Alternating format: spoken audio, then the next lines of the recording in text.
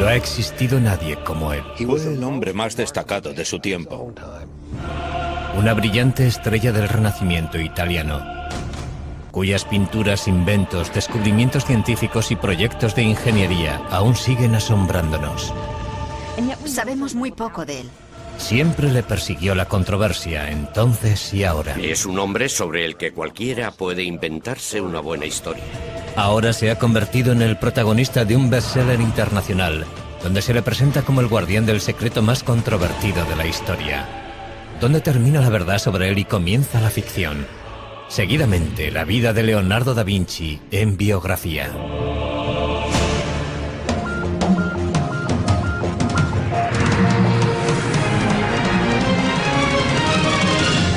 Biografía. Leonardo da Vinci. Jesús, María Magdalena, la Iglesia, sociedades secretas, el Santo Grial y Leonardo da Vinci. Esos son los ingredientes principales del Código da Vinci, el multimillonario éxito de ventas escrito por Dan Brown que ha despertado una gran controversia. En la novela se ofrecen reinterpretaciones revolucionarias de obras de arte y arquitectónicas reales, con lo que el autor consigue difuminar la línea que separa la realidad de la ficción. Induce a pensar que las opiniones expresadas por Dan Brown sobre algunas obras de arte son realmente ciertas. Hoy analizaremos gran parte de esas obras creadas por Leonardo da Vinci, centrándonos especialmente en La Última Cena. ¿De verdad contiene esta obra maestra lo que dice el libro que contiene? Es indudable que hay pistas ocultas en las obras de Leonardo da Vinci. Pistas que nos ayudan a saber quién era, en qué creía y por qué continúa siendo una de las mentes más fascinantes que ha conocido el mundo. Leonardo nació en la Toscana, en un pueblo llamado Vinci, a las afueras de Florencia. Cuando nació Leonardo, Florencia era el centro del centro de Europa. En todos los sentidos. Era sin duda el centro artístico y también el centro cultural de Europa. Pero Leonardo da Vinci nace en unas circunstancias complicadas. Es hijo ilegítimo de Caterina, hija de un campesino empobrecido, y Serpiero, maduro y respetado notario perteneciente a una respetada familia. Los padres biológicos de Leonardo no se casan entre ellos, pero sí por separado, presumiblemente con gente de su propia clase. Caterina pronto tiene 5 hijos más con su marido. Leonardo crece con su padre, Serpiero, y con sus madrastras. Leonardo fue hijo único hasta los 25 años. Durante sus 2 primeros matrimonios, su padre no tuvo heredero porque no sobrevivió ninguno de sus hijos. De haber sido hijo legítimo, Leonardo hubiera heredado tanto las tierras como la profesión de su padre. Pero como es ilegítimo, no recibirá nada. Como era hijo ilegítimo, no podía convertirse en notario. Por consiguiente, tuvieron que encauzarle hacia otra actividad. Obviamente saltaba a la vista que era un chico con mucho talento. Sabía dibujar muy bien. Sabía construir cosas. Es probable que fuera ambidiestro. Así que cuando vieron que le interesaba el arte, le animaron a que siguiera por ese camino, puesto que no había ninguna otra alternativa. Leonardo pronto se siente fascinado por la naturaleza. El agua, las plantas, los árboles, los animales, todo despierta su curiosidad. Años más tarde, Leonardo aseguraría que la naturaleza es la mejor maestra. Es más noble imitar las cosas de la naturaleza, que son de hecho imágenes reales, que imitar lo que se dice con palabras, porque las palabras son obra del hombre. La relación de Leonardo con la naturaleza que rodeaba a Vinci es importante porque tuvo una gran influencia primero en la evolución de su pensamiento y luego en la de su obra. Siendo aún adolescente, se traslada a Florencia con su padre, y allí se le presenta la oportunidad de pulir su talento al entrar de aprendiz en el taller del artista Andrea Verrocchio. Parece que su padre reconoció el talento del joven desde un principio y le hizo ingresar en el taller de Andrea Verrocchio, un lugar inmejorable para crecer como artista. El taller de Verrocchio es una verdadera universidad de arte. El joven Leonardo aprende a dibujar, a pintar, a trabajar el bronce, a crear muebles y a diseñar banderolas para los desfiles. Habilidades todas necesarias para convertirse en artista profesional. Lo que no es explicable es la chispa del genio. ¿Cómo sucedió? No creo que lo sepamos. Son las familias ricas y poderosas de Florencia las que encargan las obras de arte que produce el taller de Verrocchio, sobre todo la familia más importante de la ciudad, los Medici. Siempre desempeñaron un papel principal, encargando ellos mismos las propias obras o facilitando la creación de este ambiente de aprendizaje y orquestando los encargos de obras de arte en colaboración con sus amigos. Leonardo puede ver muchos proyectos excepcionales en el taller de Verrocchio. Una de las cosas más interesantes que hizo, o que al menos observó, fue la colocación de una bola dorada en la cúpula de la Catedral de Florencia. Tenía 5 metros de diámetro y fue un verdadero desafío tecnológico. La bola, 2 toneladas de cobre dorado. Verrocchio crea el mecanismo que la colocará en el sitio elegido, en lo más alto del Duomo. Este logro de la ingeniería causa un gran efecto en el joven Leonardo. Durante el resto de su vida le interesarán tanto los retos técnicos como los artísticos. Hicieron muchas cosas de esas para los Medici, y esas obras fueron importantes para Leonardo porque, además de conocer los rudimentos de muchas técnicas, le sirvieron para establecer contactos que le servirían para entrar al servicio de los Medici. Con 20 años, Leonardo completa su aprendizaje con Verrocchio y se registra en el Sindicato de Pintores de la ciudad. Un paso necesario para convertirse en artista profesional. En el taller de Verrocchio completa su primera obra importante. Le encargan pintar un ángel en la obra de Verrocchio, el Bautismo de Cristo, y es la contribución de Leonardo la que más destaca del cuadro. Por primera vez en la historia de la pintura, Leonardo representa una figura que se gira hacia el espectador. Eso fue una especie de revolución en la historia del arte, porque hasta ese momento todas las figuras, todas las personas se representaban frontalmente, de forma muy estática, arcaica y medieval. Y ese gesto introdujo el movimiento en las figuras. Llega Leonardo, pinta la cabeza del ángel en el Bautismo de Cristo y Verrocchio dice: «Oh Dios, aquí hay alguien que sabe pintar mejor que yo». Cuenta la leyenda que Verrocchio no quiso volver a tocar los pinceles, indignado porque un muchacho supiera más que él. Hay algo de verdad en eso. Lo que indudablemente es cierto es que Leonardo superó a su maestro muy joven. El antiguo campesino empieza a labrarse un nombre como pintor. Leonardo comienza a pensar en cómo utilizar su talento para conseguir el éxito, pero una acusación anónima no tarda en poner en riesgo su futuro.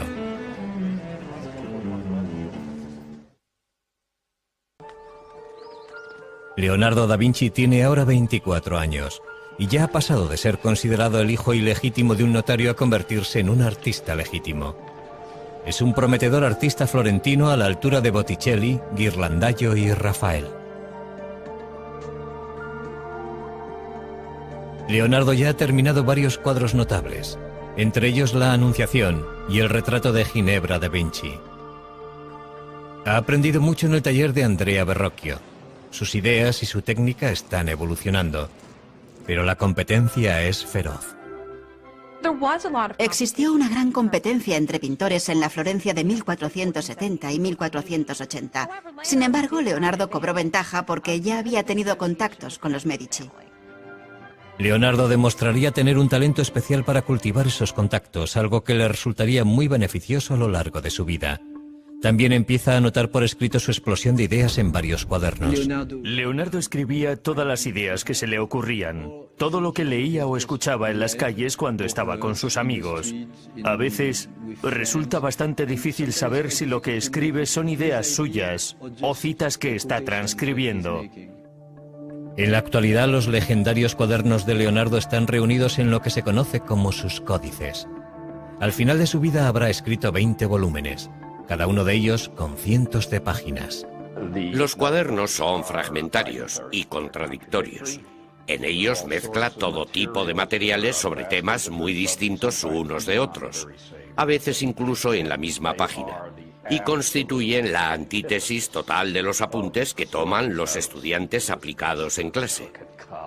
Sencillamente no sentía la necesidad de ser un pensador sistemático. Tomó cientos de notas sobre arquitectura y sobre ciencias. Escribió sobre óptica y perspectiva. Escribió de botánica, de anatomía, de geología. Y también se interesó por la ingeniería y la fabricación de armas, conocimientos que le resultaron de gran utilidad para conseguir encargos y alcanzar la posición que deseaba. Un detalle sorprendente de los cuadernos es la extraña letra de Leonardo. Casi todas las palabras están escritas al revés, de derecha a izquierda.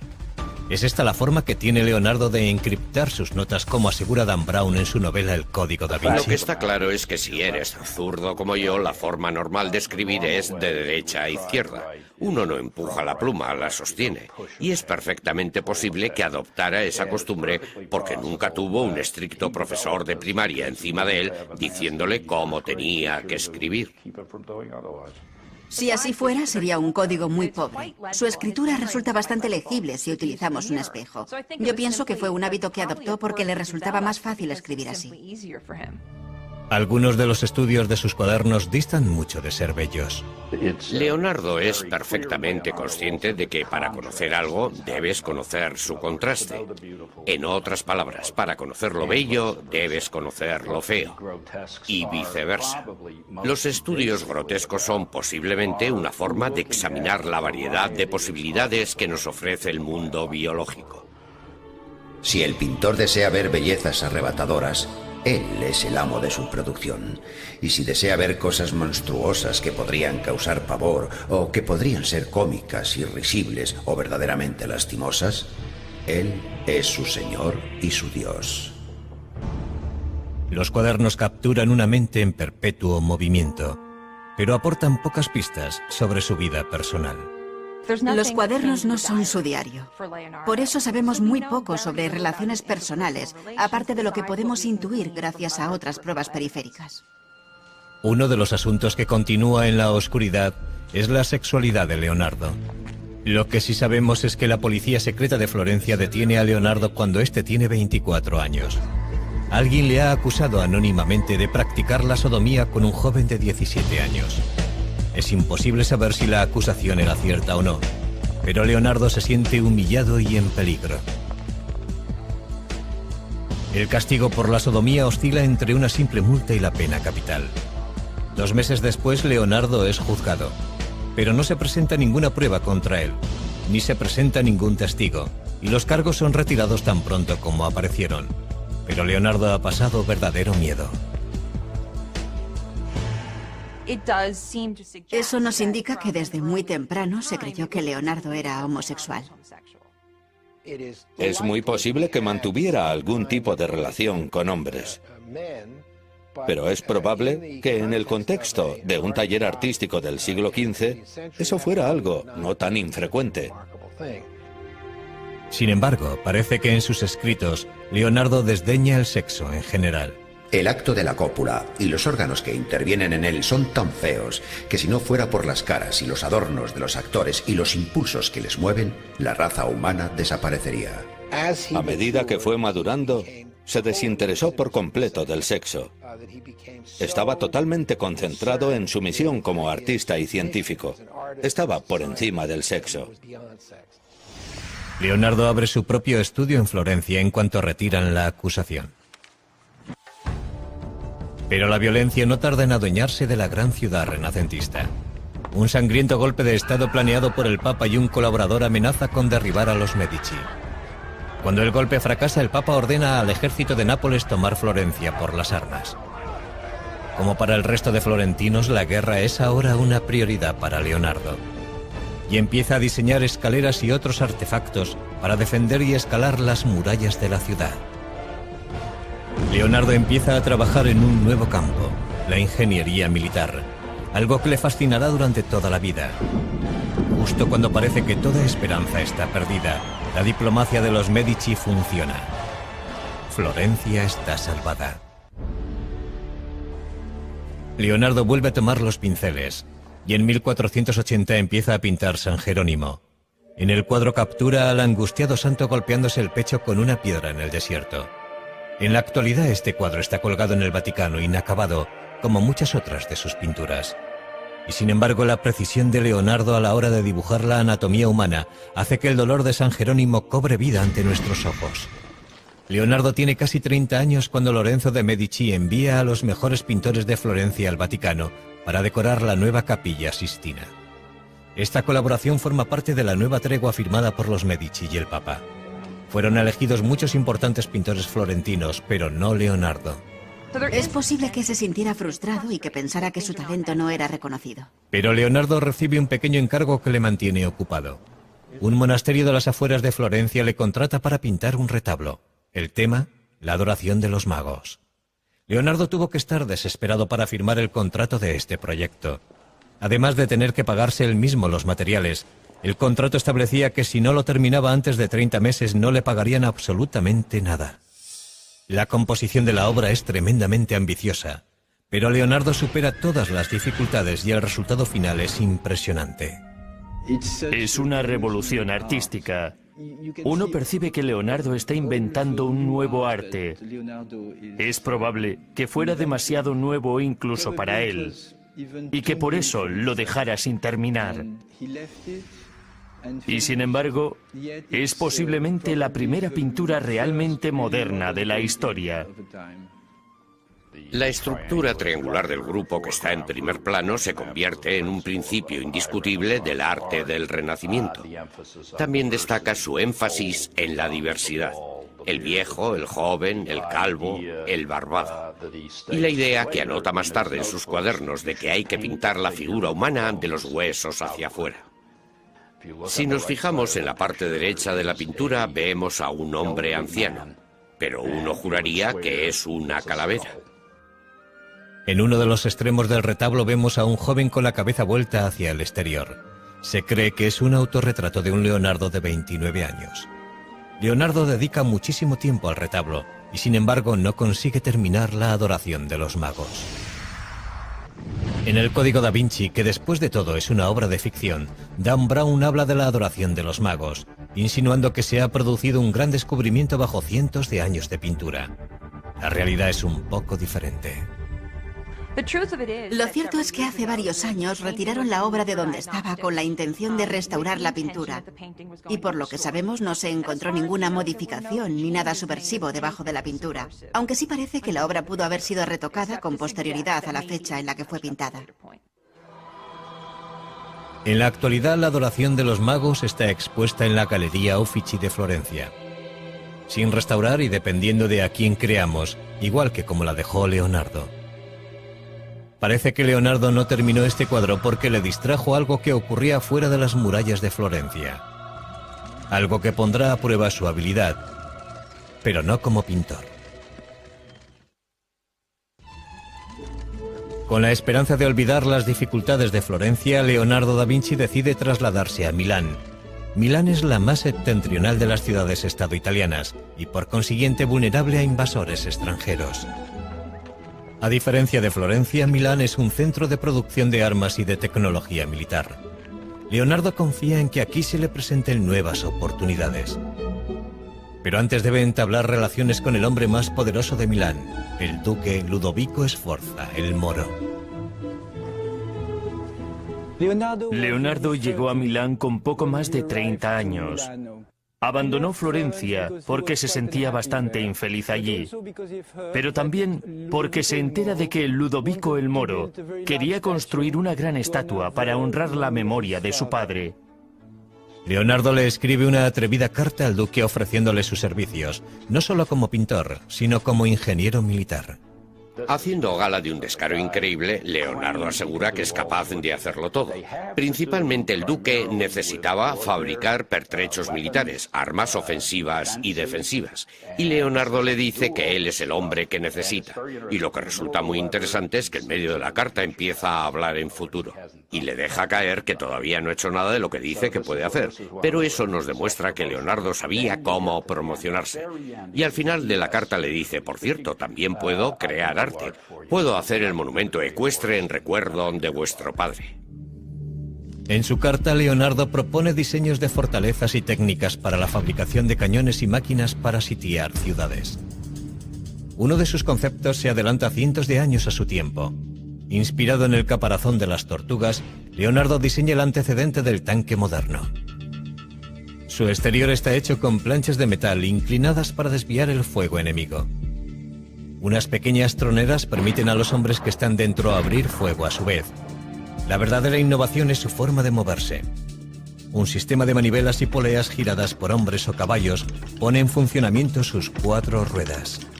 Pero si el tanque hubiera sido construido tal y como estaba diseñado, las ruedas habrían girado en direcciones opuestas y el tanque no se habría movido de su sitio.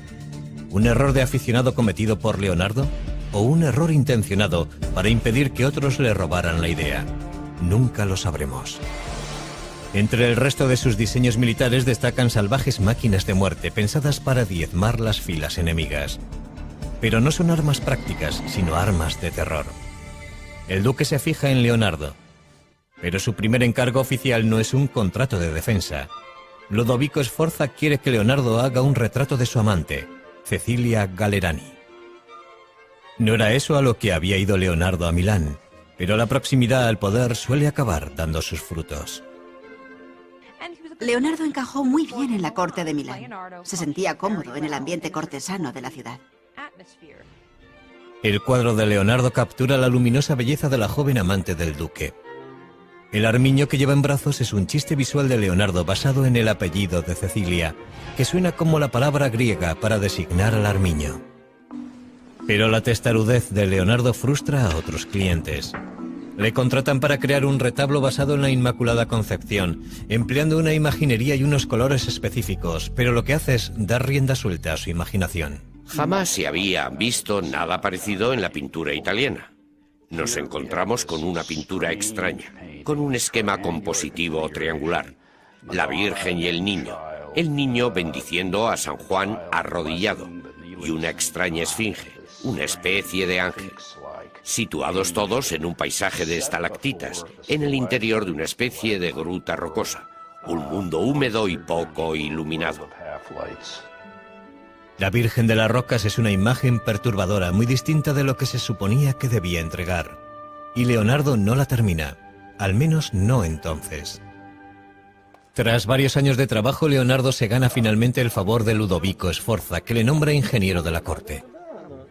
Es responsable de prácticamente todo, desde diseñar las tuberías del palacio, a crear los trajes para los espectáculos que se celebran en la corte. Incluso diseña un plan para fabricar un escenario giratorio. Leonardo fue muy feliz en Milán. Ludovico el Moro le permitió hacer casi todo lo que quería. La suya fue una posición muy cómoda. El castillo del duque es ya una fortaleza prácticamente inexpugnable, pero Leonardo crea diseños para reforzarlo. La amenaza siempre presente de la guerra estimula la imaginación de Leonardo.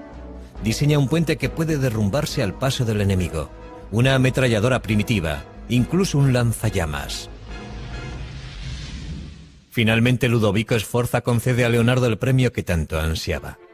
Le encarga la creación de una estatua enorme del padre del duque montando un semental. Leonardo empieza a tomar apuntes del natural. Leonardo siente fascinación por los caballos. Dibuja caballos por todas partes.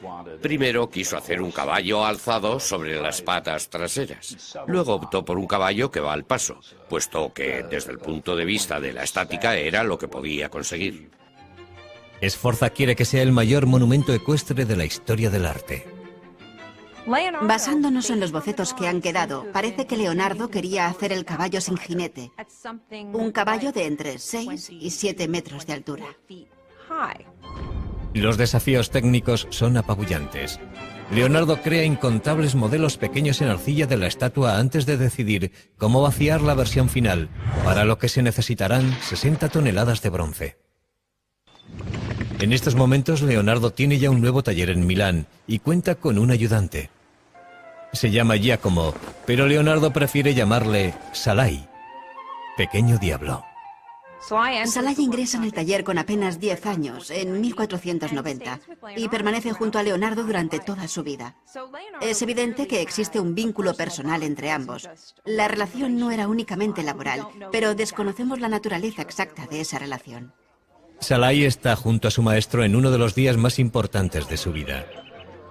Ludovico Sforza prepara una elaborada celebración familiar para presentar el modelo en arcilla a escala real del caballo de su padre. Pero antes de que pueda fundirse el bronce para la escultura, el ejército francés amenaza con invadir Milán, sacudiendo los cimientos de la dinastía Sforza. Las tropas de Sforza no son rival para el bien pertrechado ejército francés. No les queda más remedio que utilizar el bronce destinado al caballo de Sforza para fundir cañones. El sueño de Leonardo queda hecho pedazos. Escribe: no diré nada del caballo porque sé en qué tiempos vivimos. Pero el caballo no es el único monumento de la familia Sforza que el duque le ha pedido a Leonardo que cree. Leonardo estaba también pintando un mural religioso para la iglesia de los Sforza. El tema, la última cena de Cristo con sus apóstoles. Para frustración de todos, pasaron años sin que pareciera que Leonardo pudiera terminar la obra. Ludovico Sforza le encargó esta obra cuando estaba decorando el monasterio de Santa María delle Grazie, probablemente como preparación para hacer un monumento funerario para él mismo. Por eso le encargó la Última Cena, una pintura mural para el refectorio, y en la pared opuesta iba a ir la crucifixión, con retratos de él y de su familia. Leonardo crea una composición revolucionaria para decorar la modesta pared de un monasterio. El genio de Leonardo se revela al preguntarse cómo capturo ese momento tan importante en el que Cristo dice: de verdad os digo que uno de vosotros me traicionará. Y ahí se desata un infierno psicológico.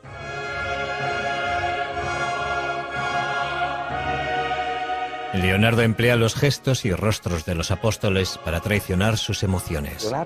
Leonardo intentó representar las figuras de una forma muy natural, muy humana. Quiso representarlas en acciones y actitudes que mostraran los movimientos internos de la mente. En vez de ponerlos a todos en fila, que era básicamente lo que se había hecho en los 100 años anteriores, Leonardo dividió a las 13 figuras en 5 grupos. 4 grupos de 3 personas para los 12 apóstoles y Cristo aislado, formando un grupo separado. Y eso constituyó una innovación muy destacada. Pero algunas de las ideas de Leonardo para la pintura son demasiado Se le revolucionarias. acusa de haber empleado una técnica demasiado pobre en la ejecución de la Última Cena. Y es probable que eso no sea del todo cierto. La pintura resultó muy dañada debido a la humedad subterránea que se filtró en las paredes, y eso es algo que casi nadie puede controlar. En esa obra utilizó una técnica experimental, y sabemos que 20 años después de su finalización, cuando Leonardo seguía aún vivo, ya la pintura había empezado a resquebrajarse. En el Código da Vinci se dice que Leonardo intentó algo incluso más revolucionario en la Última Cena. Algo que sería contrario no solo a la Iglesia, sino también a 2000 años de enseñanzas bíblicas. En el bestseller de Dan Brown, El Código da Vinci, novela de la que también se ha hecho una película, se aporta una interpretación sorprendente de la Última Cena. El Código da Vinci está basado en la teoría de que Leonardo deslizó un mensaje secreto en esta pintura. La figura de aspecto femenino a la izquierda de Jesús no es Juan, como aseguraría la tradición, sino María Magdalena, quien se supone que era la madre de Jesús. Naturalmente, el Código da Vinci es una obra de ficción. ¿Pero creyó Leonardo algo de todo esto? Conocer el contexto en el que, dónde y por qué pintó Leonardo esta obra podría ofrecernos cierta perspectiva. Esta obra fue un encargo del duque de Milán para el refectorio, el comedor de un monasterio. Y el público que iba a verla estaba compuesto por los religiosos que se sentaban allí a comer. No era el lugar apropiado para deslizar un mensaje secreto. Y ese mensaje jamás hubiera llegado a una audiencia receptiva en caso de que se emitiera una opinión contraria a las enseñanzas de la Iglesia Católica.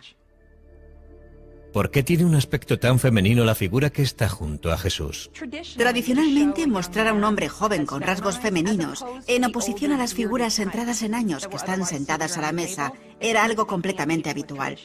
Y si a eso añadimos que es muy poco lo que puede verse en esa pared, como para establecer si ese personaje tiene una figura femenina o un rostro femenino, el resultado es que disponemos de muy pocas pruebas para emitir una opinión. Y esa es la tragedia definitiva de la Última Cena, porque debido al deteriorado estado en que nos ha llegado es muy poco lo que ha sobrevivido de la obra de arte original. Ha sufrido 8 restauraciones documentadas, es posible que más. En la actualidad no sabemos qué partes de la pintura pertenecen realmente al pincel de Leonardo. Lo que tenemos que hacer es distanciarnos de la obra y decir que lo que de verdad queda de Leonardo es la composición. Leonardo ha pasado 17 felices años trabajando para el duque de Milán, Ludovico Sforza. Pero ahora la dinastía Sforza tiene que rendirse ante el empuje del ejército francés. y el gigantesco modelo en arcilla para el caballo de Sforza recibe un final trágico. La historia nos cuenta que los arqueros franceses que invadieron Milán utilizaron el modelo en arcilla del caballo como diana, y ese fue el final del caballo. Leonardo está sin trabajo. Con 47 años sale de Milán junto a Salai, su aprendiz, abandonando sus principales obras, El caballo destrozado y La última cena. Debe buscarse un nuevo mecenas y una nueva casa. Le ofrece varias ideas al duque de Venecia, entre ellas un traje de buzo y un sistema de respiración para la guerra submarina.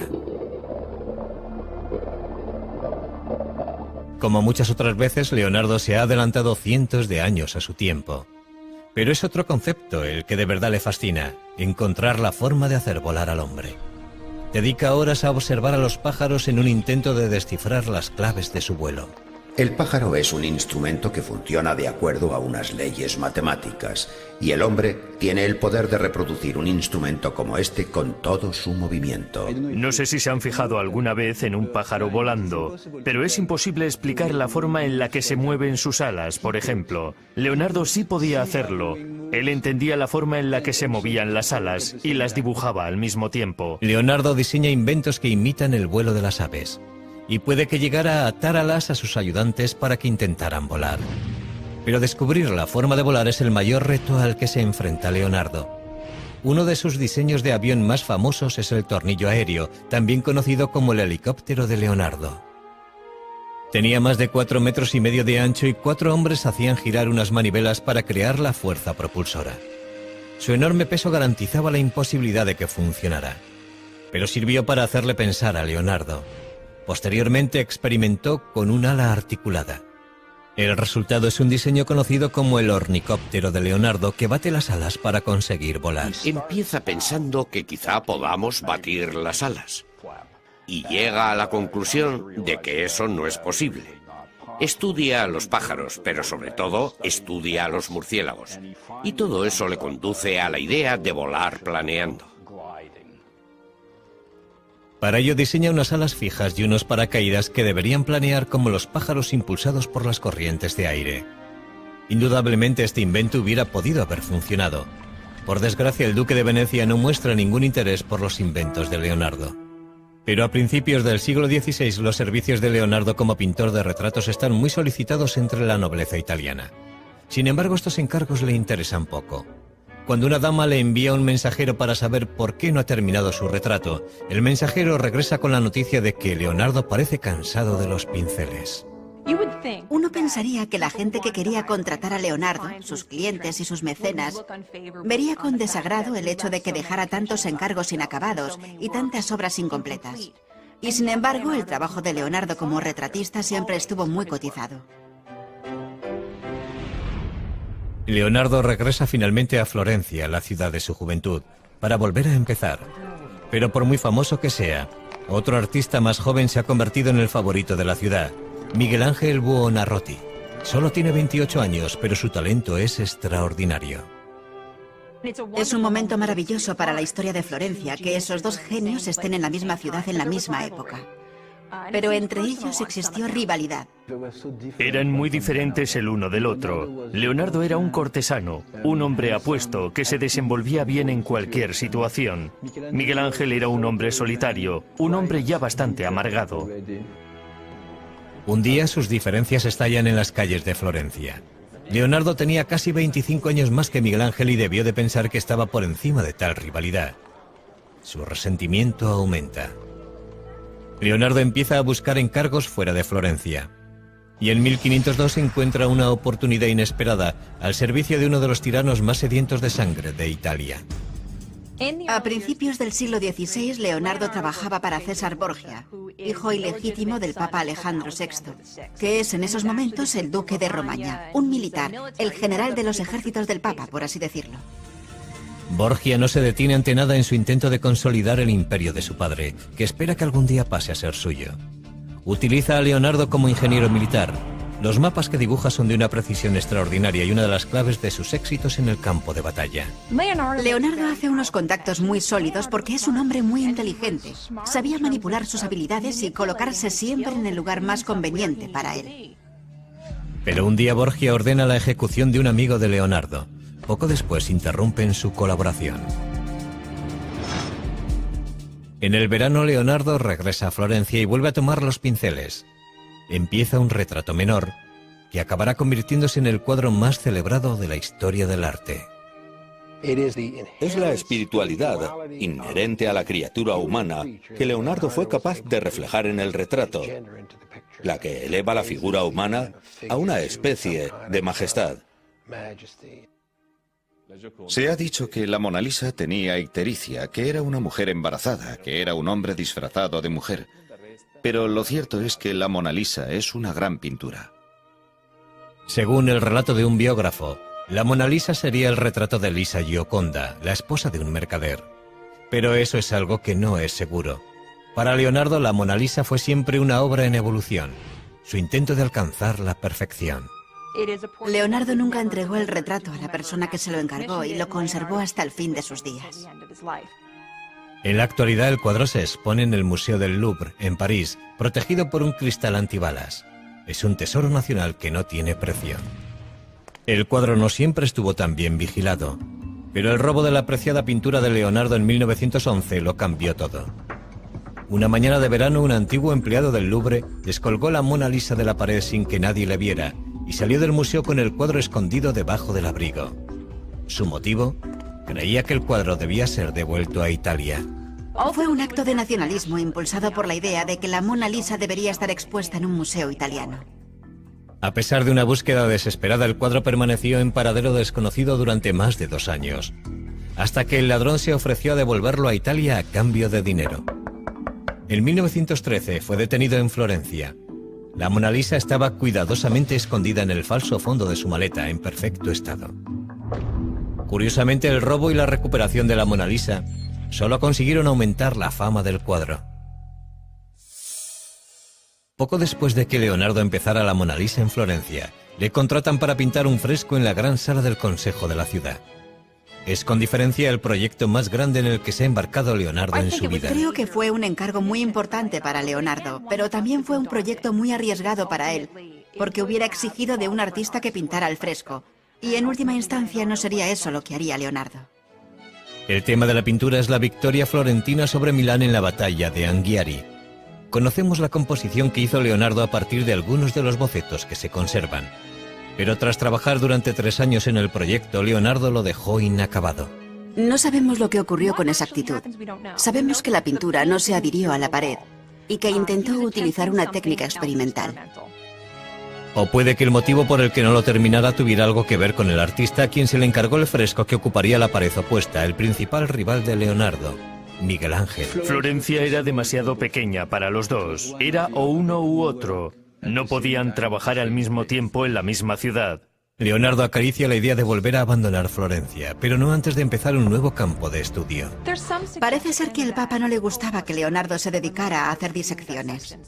Era ilegal y, sin embargo, lo hacía.